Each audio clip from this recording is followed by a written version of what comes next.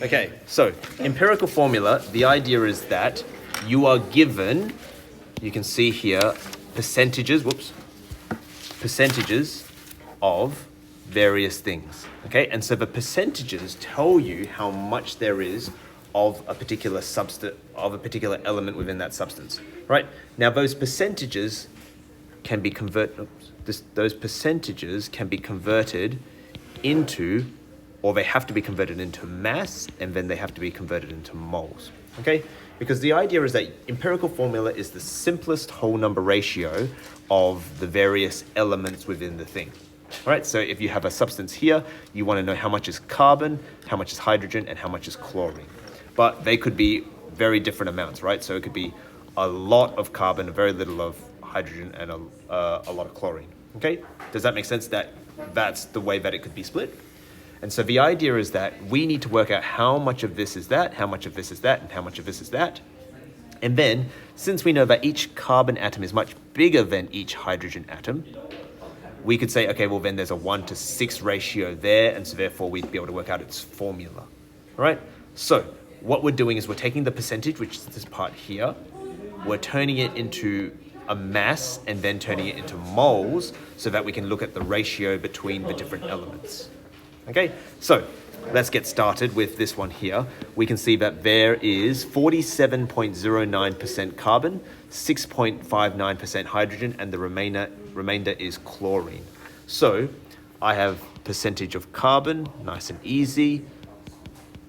I have the percentage of hydrogen, but I don't have the percentage of chlorine. What am I going to do to get the percentage of chlorine? 100, take those two added. 100, take those two, good. Percentage of carbon and the percentage of hydrogen. Okay, so did anyone bring a calculator? No? Right, we're just going to call that value A. No, go get a calculator, AJ. Right, because it can't be done without me. Happy with that, we've got now the percentages of all three, and that's going to be a common thing that you're going to be given only two percentages and you have to work out the third. Now, we've got the percentages of all three. Now we have to work out the mass of all three. Okay, so let's just work that out. 100 take away 47.09 take away 6.59 gets you 46 and a bit. Yep. So 46.32%. Okay, so now we need to get the mass of each of these. So what we have to think about is that the percentage is equal to a mass in 100 grams. Okay, the percentage is equal to a mass in 100 grams. So if I had 100 grams, the percentage would be its mass. Does that make sense? Okay, so therefore the mass of carbon is equal to 47.09, the mass of hydrogen is equal to 6.59, and the mass of chlorine is equal to 46.32. These are all in grams. And that will equal to 100 grams. Happy with that? Yep. Now we've got the mass, now we have to work out the number of moles of each. How would we work out the number of moles of each? N equals M over M. Okay, so N for the carbon will be equal to 47.09 over 12.01, because this is the molar mass of carbon. So that will be equal to 47.09 divided by 12.01, okay, which gets me to 3.92 mole. What should I do with this number? Save it. So shift store A. I hope that worked. Okay, then I can do the next one. So I can work out the number of moles of hydrogen, which would be what? What do I have to do?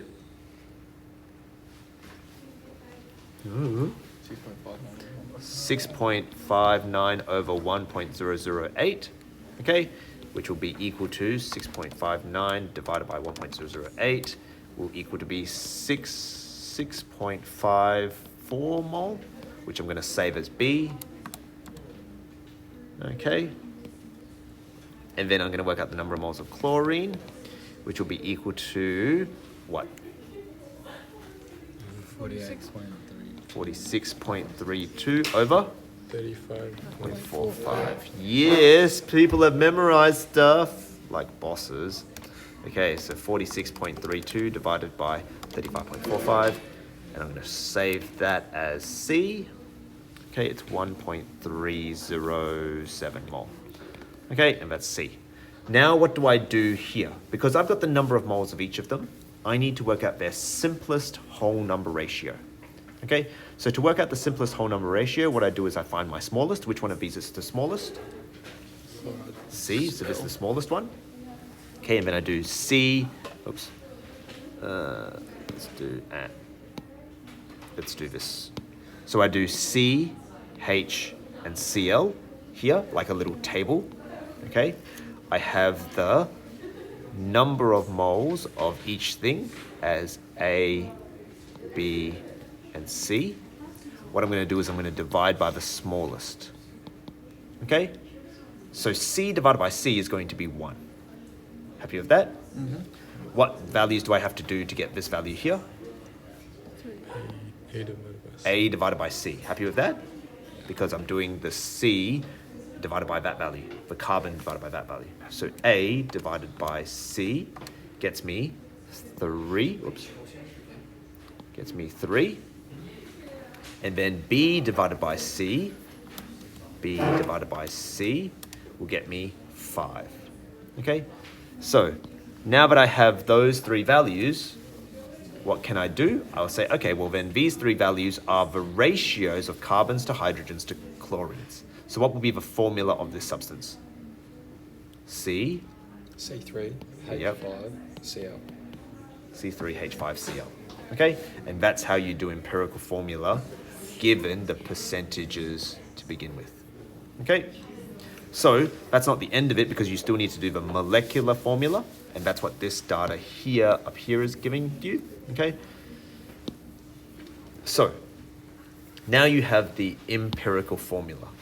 To do the molecular formula, what you need to do is you need to say that this is the simplest whole number ratio, which means that it could be, if it was possible, C6H10Cl2, because that has the simplest whole number ratio of that.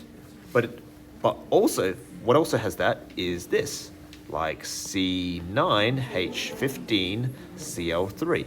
So I don't know which one of those is this actual compound. So we have to find out. So we need to work out what's the actual molecular formula of this. So to do so, what we need to do is we look at the data. We got 0.86 mole weighs 65.81 grams. Okay, so we got moles and we got grams.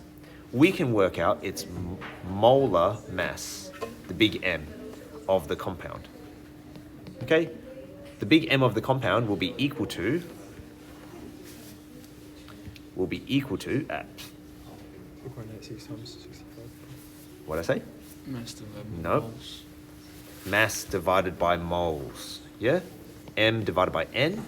And it's the mass that you're given, 65.85, over that 0.86. That value gives you 65.85 divided by 0.86 equals 76.52 grams per mole. Okay, which is the unit for molecular mass.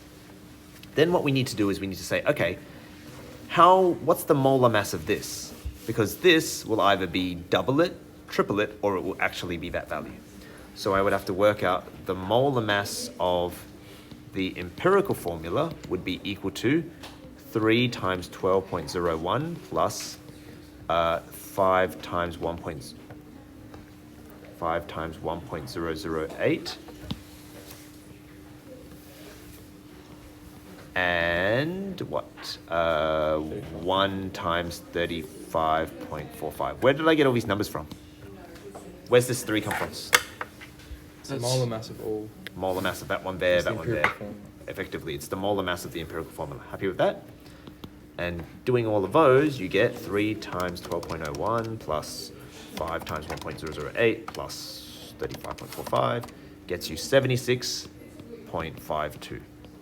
And what that effectively means is that the molar mass of this substance here is the same as the molar mass of the compound, which means that they are the same thing, which means that the molecular formula is C3H5Cl.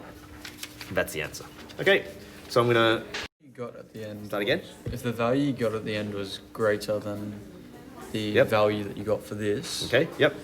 Would Okay, you just divide so them? let's have a look. Let's imagine that this value here, when you use that value there, was actually like 153.04.